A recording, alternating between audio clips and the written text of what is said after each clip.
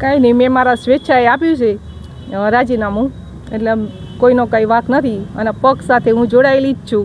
નગરપાલિકાનું કાંઈ પણ કામ હશે તો હું હાજર એમાં રહેવાની જ છું, પણ મારા સામાજિક કારણના લીધે અને મારી જે ક્ષમતાની શક્તિના એટલું કામ વધારે હતું એટલા માટે મેં રાજીનામું આપ્યું છે.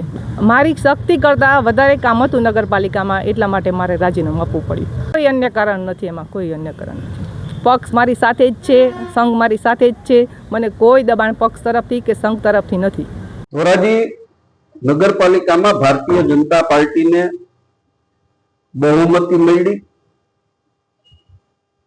બક્ષી પંચ મહિલા પ્રમુખ પદ આવતા ભારતીય જનતા પાર્ટીએ એક બે લોકો નો ઉપકાર ચૂકવવા માટે સંગીતાબેન બારોટને પ્રમુખ પદ તરીકે સિલેક્ટ કર્યા હતા.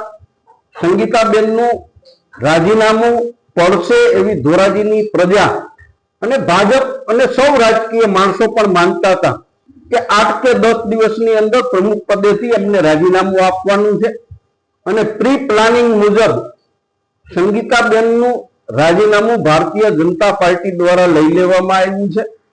લોકોમાં અનેક ચર્ચાઓ છે કે સંગીતાબેનનો વિડીયો ચૂંટણી પહેલા પણ સામે આવ્યો હતો, ત્યારે જ સંગીતાબેનને પ્રમુખ ન બનાવવા જોઈએ, પરંતુ કયા કારણોસર સંગીતાબેનને પ્રમુખ બનાવ્યા છે એ પણ લોકો ચર્ચા કરી રહ્યા છે. પરંતુ આ નિર્ણય ભારતીય જનતા પાર્ટીનો વ્યક્તિગત નિર્ણય છે અને એ નિર્ણય વિશે હું કોઈ ટીકા ટિપ્પણ કરવા માંગતો નથી. સંગીતાબેનને પ્રમુખ બનાવ્યા ત્યારે જ ફક્ત 1 કે 2 લોકોના અહમને પોષવા માટે ભારતીય જનતા પાર્ટીએ એની આબરૂ, એની શાખ દાવ ઉપર લગાડી હતી. પરંતુ કોઈ ઉપર કરેલા ઉપકાર નો બદલો ચૂકવવા માટે સંગીતાબેનને પ્રમુખ બનાવવામાં આવ્યા હતા અને ત્યારે જ નક્કી હતું કે સંગીતાબેનને રાજીનામું આપવાનું છે. ચૂંટણી પંચના નિયમ મુજબ નગરપાલિકાના પ્રમુખે આ રાજીનામું નગરપાલિકા નિયામકને આપવાનું હોય છે, પરંતુ કલેક્ટર શ્રીને રાજીનામું એમને સુપરત કર્યું છે.